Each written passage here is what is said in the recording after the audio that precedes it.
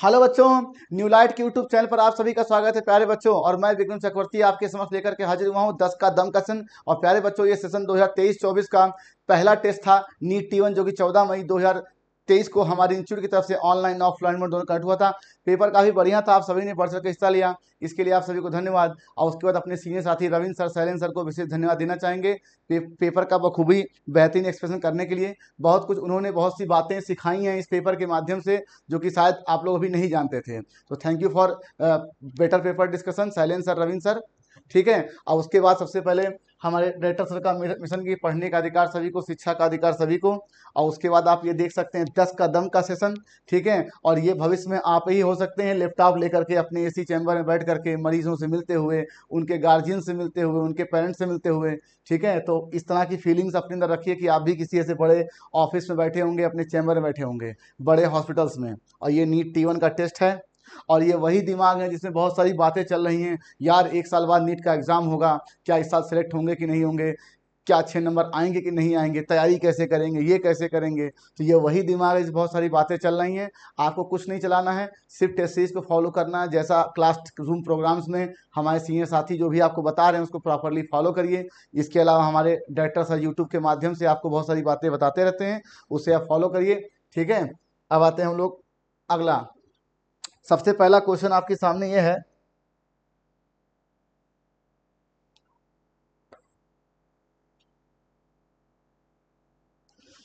ठीक। तो बच्चों लिखा इन एंजियोस्पर्म एंथर इज। अब एक सबसे बड़ा प्रश्न बच्चों, आप हमेशा, बहुत से बच्चे पिछले साल भी कहे सर एनसीईआरटी में ये लाइन नहीं लिखी है, एनसीईआरटी में ये वर्ड नहीं लिखा है। तो बच्चों, अगर एनसीईआरटी में कहीं पर भी डायग्राम बना है तो उस डायग्राम से रिलेटेड कुछ बातें पूछी जा सकती हैं। पहला प्रश्न, चूंकि ये पहला टेस्ट है पूरे साल, चूंकि पेपर का सेटर मैं ही हूँ आपके नीट और फुल सिलेबस और भी टेस्ट सीरीज का, तो आपको सवाल मिलेंगे इस तरह से। आप कहोगे सर ये तो लाइन है ही नहीं, तो बात को समझिए। अगर वो कंसेप्ट है तो उससे संबंधित कुछ बातें हम पूछ सकते हैं, डायग्राम है तो उससे संबंधित कुछ बातें हम पूछ सकते हैं। आप ये नहीं कहेंगे कि एनसीईआरटी के बाहर है, बात को समझिए। ठीक है। तो डायग्राम दिया है तो उससे रिलेटेड बातें आपसे पूछी जा सकती है, एनसीईआरटी के बाहर नहीं है। और कंसेप्चुअल बात जहां पर भी आएगी तो हम कुछ एडिशनल चीजें भी कंसेप्ट से संबंधित पूछ सकते हैं, अगर वो कंसेप्ट एनसीईआरटी में दिया हुआ है तो केवल और केवल बिल्कुल, लेकिन कोई भी सवाल एनसीईआरटी के बाहर नहीं जाएगा और एनसीईआरटी के बाहर आपको कुछ भी नहीं पढ़ना है। ठीक है। तो सबसे पहला सवाल आपके सामने ये है, इन एंजियोस्पर्म एंथर इज। अब देखिए, ये सवाल सबसे अधिक गलत क्यों हुआ 10 में से, क्योंकि बच्चों को सिर्फ याद ये रहता है कि टिपिकल, आपकी बुक में क्या लिखा है, टिपिकल एंजियोस्पर्मिक एंथर, जो आप लाइन पढ़ते हो वो बाइलोब्ड होता है, मैं मानता हूं। ठीक है। ये बाइलोब्ड डाइथिकस, ये क्लास में आपको पढ़ाया जाता है, टिपिकल एंजियोस्पर्मिक एंथर। लेकिन ये टिपिकल का मतलब क्या है, मेजॉरिटी ऑफ एंजियोस्पर्मिक एंथर की ये बात कर रहे हैं। कुछ होते हैं ऐसे, जैसे मालवेसी फैमिली, मालवेसी फैमिली जिसका आपका मेंबर चाइना रोज है, जिसे आप साइंटिफिकली क्या बोलते हो, हिबिस्कस। ठीक। इसमें होता है मोनोलोब, ठीक, मोनोलोब। और इसका एंथर मोनोथिकस होता है, और इसमें होता है मोनोएडेल्फस कंडीशन, ये मॉर्फोलॉजी में दिया हुआ है। और इसी के लिए हमारे डायरेक्टर सर एक फॉर्मूला अक्सर बताते हैं, M³ फॉर मालवेसी, मोनोलोब्ड, मोनोथिकस, मोनोएडेल्फस। ठीक। तो इसका मतलब अब मालवेसी फैमिली किसकी फैमिली है, एंजियोस्पर्म की। ठीक। मालवेसी फैमिली किसकी फैमिली है, एंजियोस्पर्म की। तो इसका मतलब कि एंजियोस्पर्म में एंथर बाइलोब्ड भी होगा, मोनोलोब्ड भी होगा। तो इसका आंसर 2 and 3/4 जाएगा। ठीक। और ये PYQ में आपका दिया गया है कि टेक्निकल टर्म फॉर द क्या बोलते हैं मालवेसी के, तो मोनोडेल्फस दिया हुआ है। अब आप कहोगे सर जी तो एनसीईआरटी के बाहर, एनसीईआरटी के बाहर नहीं है। जहां पर आपका multicarpellary, syncarpous, multicarpellary, apocarpous, ovule diagram बना है, तो आप ध्यान से देखिए कि बाएं साइड में सबसे पहले डायग्राम हिबिस्कस के एंथर को बना हुआ है।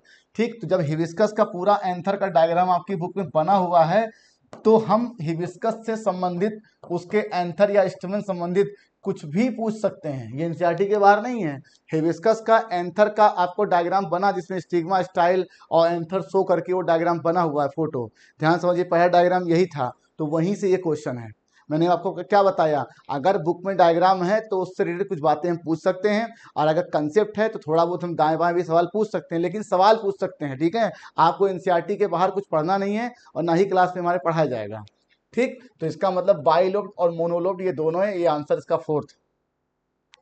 फिर देखिए पेरिस्पर्म, अब ध्यान से देखिए, आपको मालूम है कि जब तक फर्टिलाइजेशन नहीं होता है, फर्टिलाइजेशन के बिफोर, फर्टिलाइजेशन के बिफोर ओव्यूल, ओव्यूल होता है, और ओव्यूल में होता है न्यूक्लियस, ठीक, ये तो आपको पता है, और न्यूक्लियस होता है 2n, जिसे आप स्पोरोफाइट भी कह सकते हो। और ये अब देखिए ध्यान से, ठीक, ध्यान से देखिए, और जब फर्टिलाइजेशन हो जाता है तो यही न्यूक्लियस रेमिनेंट्स के रूप में कुछ स्पीसीज में, कुछ जातियों में बचता है, जिसे आप पेरिस्पर्म के नाम से जानते हो। तो अगर ये 2n है तो ये भी 2n होगा, ये स्पोरोफाइट होगा तो ये भी स्पोरोफाइट होगा। और मेरी समझ से यही आपका क्वेश्चन है, क्या है पेरिस्पर्म? ये रेमिनेंट्स ऑफ न्यूक्लियस भी है, ये स्पोरोफाइट भी है, ये डिप्लॉयड टिश्यू भी है। इसका आंसर है 4। अब बुक में केवल remnants of nucleus in mature seed की लाइन लिखी है, तो आपको लाइन याद रहती है, इसके ऊपर नीचे आप सोच नहीं पाते हो। आप खुद सोचिए कि जो चीज न्यूक्लियस का रेमिनेंट्स है, रेजिडुअल पार्ट है, वो ऐसा ही रहेगा। ठीक, अब एक बात, ये पोस्ट फर्टिलाइजेशन स्ट्रक्चर है, मतलब ये फर्टिलाइजेशन के बाद बनने वाला स्ट्रक्चर है भाई, इतना तो आपको पता चल गया। लेकिन कमाल की बात आपको बताएं, ये फर्टिलाइजेशन का प्रोडक्ट नहीं है, माइंड इट, मैं क्या बता रहा हूं, ये फर्टिलाइजेशन का प्रोडक्ट नहीं है, फर्टिलाइजेशन से बना हुआ स्ट्रक्चर नहीं है, ये फर्टिलाइजेशन के बाद बना हुआ स्ट्रक्चर है। ठीक, अब ध्यान से देखिए, आप एंडोस्पर्म की बात देख लीजिए। एंडोस्पर्म ये कैसे बना था? 1 male gamete plus 2 polar nuclei, जिसे आप ट्रिपल फ्यूजन के नाम से जानते थे, और यहाँ हुआ था डबल फर्टिलाइजेशन, तब ये 3n वाला structure, that is PEC, primary endosperm cell बना था, और यही आगे चलकर एंडोस्पर्म बना था। तो ये भी आपका पोस्ट फर्टिलाइजेशन स्ट्रक्चर है। मैं क्या बता रहा हूँ, ये पोस्ट फर्टिलाइजेशन स्ट्रक्चर है, लेकिन ये फर्टिलाइजेशन का प्रोडक्ट है। ठीक, तो किन मामलों में पेरिस्पर्म एंडोस्पर्म के समान है? पोस्ट फर्टिलाइजेशन स्ट्रक्चर है पहली बात, स्पोरोफाइट है दूसरी बात, लेकिन वो फर्टिलाइजेशन का प्रोडक्ट भी है और पोस्ट फर्टिलाइजेशन स्ट्रक्चर भी है, फर्टिलाइजेशन के बाद बनने वाला स्ट्रक्चर भी है और फर्टिलाइजेशन का प्रोडक्ट भी है। ये अंतर है पेरिस्पर्म और एंडोस्पर्म में, और दोनों में रिजर्व फूड होते हैं, बात याद रखिएगा भाई। ठीक, रिजर्व फूड दोनों में होता है। ठीक, अब तो ये आंसर इसका 4th है भाई, बात को समझिए, ये बुक में कहीं लिखा नहीं है, ये आपका कंसेप्ट की बात है, बात को समझिए। तो जहां कंसेप्ट आएगा तो आप ये नहीं कहेंगे सर एनसीईआरटी में तो लाइन लिखी नहीं है कि स्पोरोफाइट है। ठीक है, तो अपने पेपर के माध्यम से, जो कि पेपर का सेटर मैं ही हूं आपके नीट का, इसलिए कोशिश करेंगे कि आपको जो बातें सिखानी है वो कंसेप्ट की, वो आपको क्वेश्चन के माध्यम से सिखाई जाएंगी। अगर बुक में डायग्राम है तो आपको उस समय बातें बताई जाएंगी, और आपको सवाल ये कभी नहीं कहिएगा कि एनसीईआरटी की लाइन बाहर जा रही है, कुछ नहीं, एनसीईआरटी के बाहर कुछ नहीं आएगा, हम लोग एनसीईआरटी के अंदर ही रह के सवाल बनाएंगे। ठीक, अब देखिए majority of Poynting agent use, अब देखिए आप केमिस्ट्री में क्या पढ़ते हैं बच्चों? आप केमिस्ट्री में पढ़ते हैं रिड्यूसिंग एजेंट। ठीक, आप पढ़ते हैं केमिस्ट्री में ऑक्सीडाइजिंग एजेंट, तो क्या कुछ ऐसा ही नहीं लिखा ये पॉइनेटिंग एजेंट? ठीक, अब बड़ी समस्या, रिड्यूसिंग एजेंट के बारे में आप क्या जानते हैं? ऐसा केमिकल जो दूसरे को करे रिड्यूस और इटसेल्फ हो ऑक्सीडाइज। तो ठीक, मतलब दूसरे को रिड्यूस करने वाला एजेंट रिड्यूसिंग एजेंट, दूसरे को ऑक्सीडाइज करने वाला ऑक्सीडाइजिंग एजेंट। तो ठीक ऐसा ही, ऐसी कोई स्पीसीज या ऐसा कोई एजेंट जो किसी दूसरे पौधे का क्या करे, पॉलिनेशन। तो अब ये पॉलिनेटिंग एजेंट जो है बच्चों, ये आपके बायोटिक भी हो सकते हैं और एबायोटिक भी हो सकते हैं। और इकोलॉजी में ये टर्म आपने पढ़ा है कि बायोटिक का मतलब लिविंग ऑर्गेनिज्म से संबंधित, और एबायोटिक का मतलब है कि नॉन लिविंग से संबंधित। तो जाहिर सी बात है कि जब हम बायोटिक और एबायोटिक की बात कर रहे हैं, एबायोटिक एजेंट, ठीक है, पॉलिनेटिंग एजेंट, पॉलिनेटिंग एजेंट। अब पॉलिनेटिंग एजेंट में क्या होता है, बायोटिक और एबायोटिक, ये मेजर है भाई। ठीक है, मेजर एजेंट यही है बायोटिक वाला। और बायोटिक का मतलब क्या, डिफरेंट टाइप ऑफ एनिमल, ये आपकी बुक में लिखा हुआ, ध्यान से देखिए, डिफरेंट टाइप ऑफ एनिमल। ठीक, डिफरेंट टाइप ऑफ एनिमल होते हैं बायोटिक एजेंट। और एबायोटिक में आपको पता है ये विंड है, वाटर है। तो among abiotic wind is more common, और एमंग जो है pointing biotic is more common. और बायोटिक में भी सबसे ज्यादा कौन, इंसेक्ट। ये सवाल आपसे पूछा जा सकता है कि मेजर पॉइनेटिंग एजेंट क्या है, बायोटिक, और मेजर बायोटिक एजेंट कौन है, इंसेक्ट, और मेजर एबायोटिक एजेंट कौन है, विंड। ये 3 सवाल याद रखिए भाई। सब क्या पूछा जाएगा, कैसे पूछा जाएगा, ये क्वेश्चन की लैंग्वेज पे निर्भर करता है। मेजर पॉइनेटिंग एजेंट जो है वो बायोटिक है, और बायोटिक में भी मेजर कौन है, इंसेक्ट है, और एबायोटिक में मेजर कौन है, विंड है। ठीक, तो बायोटिक का मतलब होता है डिफरेंट टाइप ऑफ एनिमल जो कि किसी दूसरे पौधे को पॉलिनेट करते हैं। That is fourth answer. अब यहाँ पे लिखा how many matching are cut with reference to double fertilization. आज आपका ये सेशन का पहला टेस्ट था, इसलिए आपको दो बातें बता दूं। जब भी करेक्ट इनकरेक्ट के स्टेटमेंट या मैचिंग का सवाल आए तो सबसे पहला काम इस करेक्ट को या इनकरेक्ट को हाईलाइट कर लीजिए। तो जैसे आप हाईलाइट करेंगे आपके दिमाग में तुरंत चलेगा कि हाँ मुझे करेक्ट के अनुसार आंसर निकालना है। और फिर उसके बाद आगे लाइन देखिए कि क्या किसी रेफरेंस या किसी के फॉर या रिगार्डिंग के लिए कहीं लिखा तो नहीं है, regarding to, reference to, for to. बात को समझिए, तो उसके रेफरेंस में ही सारी मैचिंग्स निकलेंगी और उसका आंसर वैसे ही अप्रोच किया जाएगा। ठीक है, तो दो बातें हमेशा करेक्ट इनकरेक्ट की बात दिमाग में सेट कर लीजिए कि सबसे पहला काम करेक्ट इनकरेक्ट को अप्रोच करेंगे और उसके बाद देखेंगे क्वेश्चन की लैंग्वेज में कि ये सेंटेंस वाला क्वेश्चन या ये मैचिंग वाला क्वेश्चन हमारा किसके रेफरेंस में है। ठीक, तो रेफरेंस है डबल फर्टिलाइजेशन। इतना तो आपको पता है कि डबल फर्टिलाइजेशन जो है वो एंजियोस्पर्म का यूनिक कैरेक्टर है। यूनिक का मतलब ये केवल एंजियोस्पर्म में पाया जाता है और किसी और में नहीं पाया जाता। इसका मतलब इस पूरी मैचिंग में जो भी बातें अब होंगी वो केवल एंजियोस्पर्म के रेफरेंस में चलेंगी और उसी के अनुसार अपना आंसर हम अप्रोच करेंगे। भले ही वो मैचिंग सही हो, भले ही वो मैचिंग किसी और पौधे के लिए सही हो, लेकिन हमारा आंसर तो एंजियोस्पर्म के रेफरेंस से ही निकलेगा। अब देखिए सिनगैमी, अभी मैंने बताया कि ये मेल और फीमेल गैमेट का फ्यूजन है। इसे ही जनरली हम फर्टिलाइजेशन बोलते हैं। एनिमल के लिए बोलते नहीं कि मेल फीमेल गैमेट का सिनगैमी होगा, फर्टिलाइजेशन बोलते हैं। तो भाई fusion of male gamete and central cell गलत है भाई, ये एक्स सेल होता तो सही होता, इसलिए ये मैचिंग तो गलत दिख रही है। ट्रिपल फ्यूजन अभी मैंने बताया है कि two polar nuclei plus one male gamete का फ्यूजन, तो यहाँ टू मेल गैमेट नहीं होना चाहिए, टू पोलर न्यूक्लियाई और वन मेल गैमेट, तो ये गलत हो गया। पीईसी अभी मैंने बताया है कि ये ट्रिपल फ्यूजन का प्रोडक्ट है, 3 न्यूक्लियाई फ्यूज होकर इस स्ट्रक्चर को बनाई है, तो ये ट्रिप्लॉइड होता है, ये सही दिख रहा है। अब डबल फर्टिलाइजेशन की मैंने बताया कि ये एंजियोस्पर्म का यूनिक कैरेक्टर है, तो जिम्नो में नहीं हो सकता, इसलिए ये मैचिंग फिर गलत हो गई। अब एंडोस्पर्म, अभी मैंने पिछले ही क्वेश्चन में आपको बताया कि ये पोस्ट फर्टिलाइजेशन स्ट्रक्चर है, फर्टिलाइजेशन का प्रोडक्ट है, तो ये बिल्कुल सही है। ठीक, तो ये एक और एक दो हमें सही दिख रहा है। मैं क्यों, अब देखिए ये अमाउंट वाला क्वेश्चन है, आपके दो सही हैं तो दो आपका ये नहीं आंसर। माइंड इट, मैं क्या बोलना, आपका आंसर दो ये नहीं है। जब हाउ मेनी लिखा होता है तो वो अमाउंट यहाँ ढूंढा जाता है और दो हमें यहाँ दिख रहा है और ऑप्शन यहाँ पहला है। अब कमाल की बात, मान लीजिए भविष्य में आपको कोई क्वेश्चन मिला जहां पर इनकरेक्ट लिखा होता, तो इस पूरे पांचों में आपके 3 गलत हैं। ठीक, तो 3 गलत है, 3 हमारा यहाँ है, तो आंसर चौथा हो जाएगा। तो इसका मतलब करेक्ट और इनकरेक्ट को अगर आपने प्रॉपरली नहीं रीड किया तो आंसर्स आपके वेरी कर जाएंगे और ये समस्या पूरे साल आपको होगी, क्योंकि पेपर बनाने वाला तो मैं ही हूँ। बात को समझिए, ये समस्या आपको पूरे साल होगी, इसलिए अभी मैंने बता दिया कि ये हाउ मेनी जब भी पूछा जाए तो उसका अमाउंट यहाँ पर और ऑप्शन उसके बाद जज करेंगे कहाँ पर है और क्या नहीं। ठीक, अब देखिए मैंने आपको क्या बताया कि डबल फर्टिलाइजेशन एंजियोस्पर्म का यूनिक कैरेक्टर है और जो भी हमारी मैचिंग चलेगी वो एंजियोस्पर्म के लिए। अब देखिए जिम्नो में क्या होता है बच्चों, जिम्नोस्पर्म, जिम्नोस्पर्म में जो मेगा स्पोर होती है जिसे आर्चिगोनिया बनाना होता है, वही मेगा स्पोर एंडोस्पर्म बना देती है। क्या बना देती है, एंडोस्पर्म। ठीक, और आपको पता है कि ये मेगा स्पोर एन है, इसे हम गैमेटोफाइट भी कह सकते हैं। ठीक, और कोई स्ट्रक्चर किसी के मॉडिफाई या चेंज से बने तो वही रहता है, ये भी एन होगा, ये भी आपका गैमेटोफाइट होगा। लेकिन ये जिम्नोस्पर्म के लिए, तो इससे क्या पता चला कि प्लांट किंगडम में या प्लांट्स में एंडोस्पर्म, स्पोरोफाइट, गैमेटोफाइट दोनों हो सकता है, हेप्लॉइड और ट्रिप्लॉइड दोनों हो सकता है।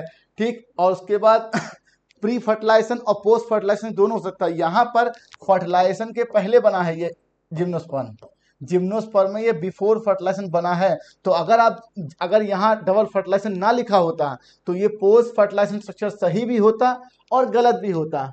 ये 50-50 का चक्कर आ जाता कि अगर खाली प्लांट लिखा होता तो ये सही भी होता और गलत भी होता।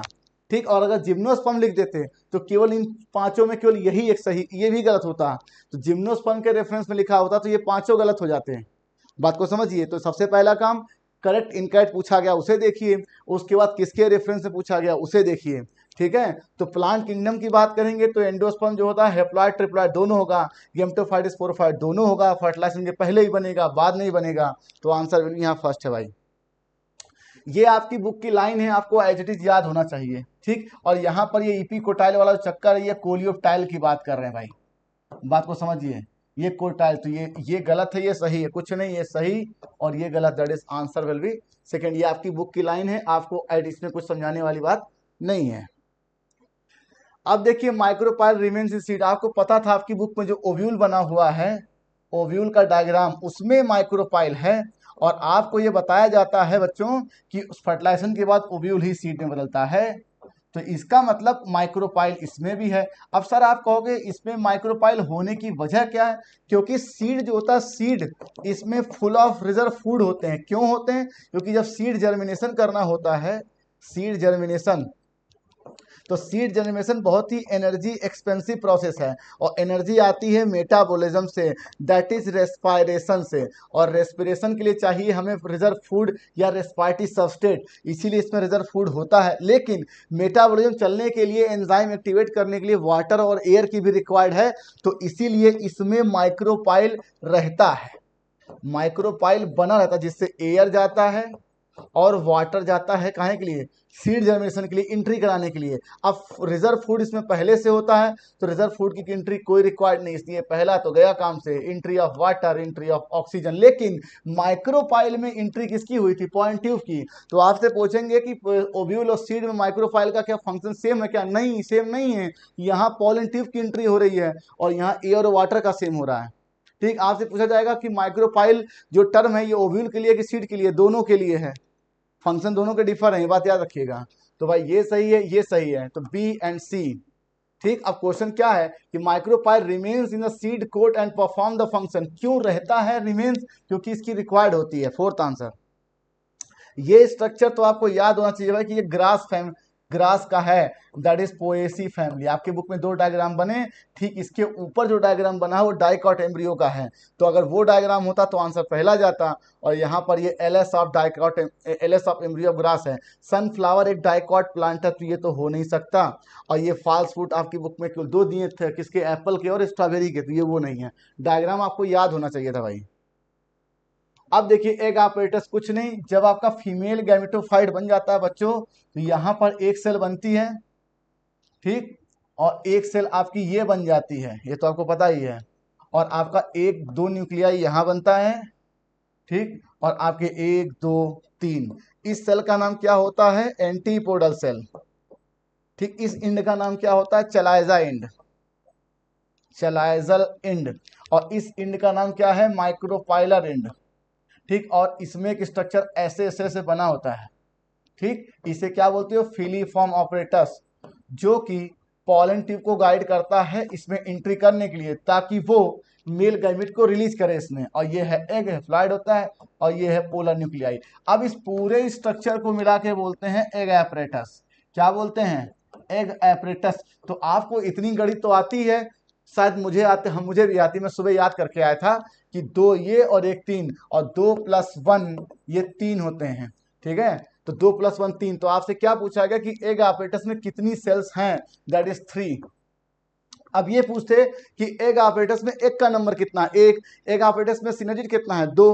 तब आंसर बदल जाता। इसलिए क्वेश्चन के लैंग्वेज को हमेशा पूरे प्रॉपरली पढ़िए। In egg apparatus how many synergids? तो क्या होगा? दो answer. In egg apparatus how many egg cell? एक होता।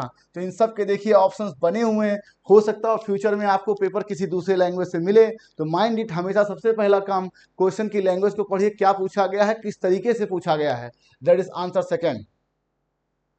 कुछ नहीं, आपकी बुक पे जहां पर एपोमिक्सिस दिया है उसके ऊपर ये बात लिखी है कि बहुत से ऐसे फ्रूट होते हैं जिसमें so many kind of seed बनते हैं, तो ये तीनों इसके एग्जांपल दिए हैं। Fourth answer. और अगर आप मैंगो की बात करोगे तो उसमें सीड तो जनरली एक ही होता है भाई, ठीक है। तो ये आपकी बुक में लिखा हुआ है, एपोमिक्सिस ठीक ऊपर की ऑर्किड और ओवनकिस्ट आएगा, ये इनके फ्रूट में नंबर ऑफ सीड बहुत ज्यादा होते हैं। Fourth answer. आप देखिए इन एंजियोस्पर्म, ये बड़ा चक्कर बच्चों को परेशान करता है कि सर कैसे प्रिवेंट करता है ऑटोगैमी बाइसेक्सुअल प्लांट। अब देखिए आपकी बुक में जो यूनिसेक्सुअल, बाइसेक्सुअल, मोनोसेट, डायोसिस प्लांट की बात कही गई है, वो विथ रेफरेंस टू प्लांट कहा गया है, विथ रेफरेंस टू फ्लावर नहीं कहा गया, ध्यान रखिए। अब पहली कंडीशन देखिए, ये एक फ्लावर है और ये एक फ्लावर है, यहाँ पर मैंने ये मेल फ्लावर और ये फीमेल फ्लावर, ये मेल फ्लावर, ये फीमेल फ्लावर। अब यहाँ पे देखिए ये प्लांट बाइसेक्सुअल है, बाइसेक्सुअल प्लांट, और फ्लावर भी बाइसेक्सुअल है, ठीक है, फ्लावर बाइसेक्सुअल, इसमें कोई शक नहीं। दूसरी कंडीशन देखिए, ये एक फ्लावर है, ये एक फ्लावर है, दैट इज ये मेल फ्लावर, ये फीमेल फ्लावर, इसी को आप स्टेमिन फ्लावर कह सकते हो, इसी को पिछले फ्लावर कह सकते हो। यहां पर कंडीशन क्या है कि बाइसेक्सुअल तो प्लांट है, बाइसेक्सुअल प्लांट, लेकिन फ्लावर यूनिसेक्सुअल है।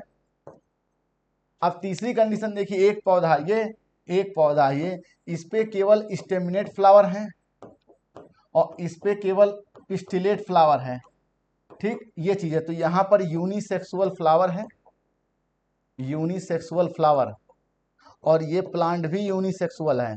इसलिए क्वेश्चन में जरूर देखिए क्या यूनिसेक्सुअल है और क्या, इसका मतलब कि अगर फ्लावर यूनिसेक्सुअल हो तो प्लांट क्या बाइसेक्सुअल हो सकता है? बिल्कुल हो सकता है, क्योंकि male female sex organ present हो पौधे पर। तो आपकी बुक में डायोसिस मोनोसिस की बात कही गई है कि ये प्रिवेंट करता, वो प्रिवेंट करता, वो विद रेफरेंस टू प्लांट कहा गया, बाय माइंड इट। अब देखिए आर्टिफिशियल हाइब्रिडाइजेशन में दो बातें थी, एक थी रिमूवल ऑफ एंथर बैगिंग, और रिमूवल ऑफ एंथर का ही दूसरा नाम है बैगिंग, एमस्कुलेशन एंड एमस्कुलेशन। तो ये भी सही है और ये भी सही है, तो more than one option are correct, fourth answer. अब देखिए हम एमस्कुलेशन कर क्यों रहे हैं? ताकि हम उसी पौधे के पॉलन ग्रेन को उसी पौधे के स्टिग्मा पर सेट ना होने दें, या दूसरा कंडीशन, हम डिजायर्ड पॉलन ग्रेन को सेट कराएं। आप जनरली ये अप्रोच लगाते हो कि सर ऑटोगैमी को प्रिवेंट कराने के लिए हम इमस्कुलेशन करा देते हैं, ऐसा नहीं, ये तो एक जनरल अप्रोच है। दूसरी अप्रोच ये है कि भले ही इस तरह का फ्लावर हो या इस तरह का फ्लावर हो, हमें अपना डिजायर्ड पॉलन ग्रेन, मतलब जैसा हम चाहते हैं अच्छे कैरेक्टर वाला पॉलन ग्रेन पौधा, वैसा पॉलन ग्रेन उस पर सेट कराएं, ये होता है। तो इन तीनों प्रकार के पौधों पर बैगिंग की टेक्निक अप्लाई है भाई, ये बहुत बड़ी बात बता रहे हैं आपको। बैगिंग हर किसी पे अप्लाई किया जा सकता है, हम इसको पहले, अब लेकिन जो इमस्कुलेशन है, इमस्कुलेशन जो इमस्कुलेशन है वो केवल इस प्रकार के पौधे और फ्लावर पर अप्लाई है जहां बाइसेक्सुअल फ्लावर है, यहां पर इमस्कुलेशन की कोई रिक्वायर्ड नहीं है, ठीक है, बात को समझिए। यहां पर केवल हम इसे बैगिंग कर देंगे तो भी ये अनवांटेड पॉलन ग्रेन से प्रिवेंट हो जाएगा। अब बैगिंग यहां भी कर सकते हैं। आप कहोगे सर ये फ्लावर यूनिसेक्सुअल है तो यहां बैगिंग करने की क्या रिक्वायर्ड? नहीं, हम डिजायर्ड पॉलन ग्रेन अगर इस पौधे पर छिड़कना चाहें या डालना चाहें तो, बात को समझिए, इस पौधे का चूंकि ये सेमी स्पीसीज के होंगे तो ये उड़ के जा सकते हैं इस पे। तो इमस्कुलेशन करने के दो अप्रोच थे, एक तो इस वाली कंडीशन से यहां से इसको हटाना, और दूसरा डिजायर्ड पॉलन ग्रेन करने से। बैगिंग सभी पर अप्लाई है और इमस्कुलेशन केवल इस पर अप्लाई है, ये बात याद रखिएगा। तो आपकी बुक में लिखा है कि प्लांट विथ यूनिसेक्सुअल फ्लावर, ठीक है, अगर प्लांट यूनिसेक्सुअल है, जो है प्लांट बाइसेक्सुअल है, तो यहां पर केवल ऑटोगैमी प्रिवेंट होती है भाई, यहाँ पर ऑटोगैमी प्रिवेंट होती है लेकिन जिटनोगैमी प्रिवेंट नहीं होती, और यहाँ पर ऑटोगैमी भी प्रिवेंट है और जिटनोगैमी प्रिवेंट है, ये आपकी बुक की लाइन है, ठीक है। और ये केस है आपके उसके क्या बोलते हैं, पपाया का, और ये केस है कुकुर बीट्स का। ये आपकी बुक में जो लाइन लिखी है कि ऑटोगैमी प्रिवेंट करता है, ये ऑटोगैमी जिटनोगैमी दोनों प्रिवेंट करता है, ठीक है। तो प्यारे बच्चों यहीं से मेरा ये सेशन खत्म हुआ, ठीक है, यहीं से मेरा सेशन खत्म हुआ। सेशन कैसा लगा कमेंट बॉक्स में जरूर बताइए। और प्यारे बच्चों 10 के दम का सेशन प्रॉपरली आपको हर पेपर के बाद बताया जाएगा। हालांकि हमारे सीनियर साथी तो अच्छा कर ही रहे हैं पेपर में, अच्छा वो एक्सप्लेन कर भी रहे हैं, लेकिन मैं भी कुछ ऐसी बातें जरूर बताऊंगा कि जो शायद आप लोग ना जानते हो। और हर टेस्ट के बाद जो होगा 10 कदम का सेशन बायोलॉजी का, आपको अलग से 10 क्वेश्चन का जो आपने सबसे ज़्यादा गलत किए होंगे बच्चों ने, आपको दिया जाएगा, और ये पूरे साल चलेगा, ठीक है। प्यारे बच्चों सबसे बड़ी बात, एकदम माइंड को फ्रेश कर लीजिए एक नए सेशन नई ऊर्जा से। और कभी भी ये लाइन नहीं है वो लाइन नहीं, कुछ नहीं, सवाल आपको दिया जा रहा है तो कुछ सोच समझ करके ही दिया जा रहा है। अगर डायग्राम है तो सवाल पूछ सकते हैं, करेक्ट इनकरेक्ट को विशेष ध्यान रखिए, ठीक है। Okay, thank you for watching the video, bye bye.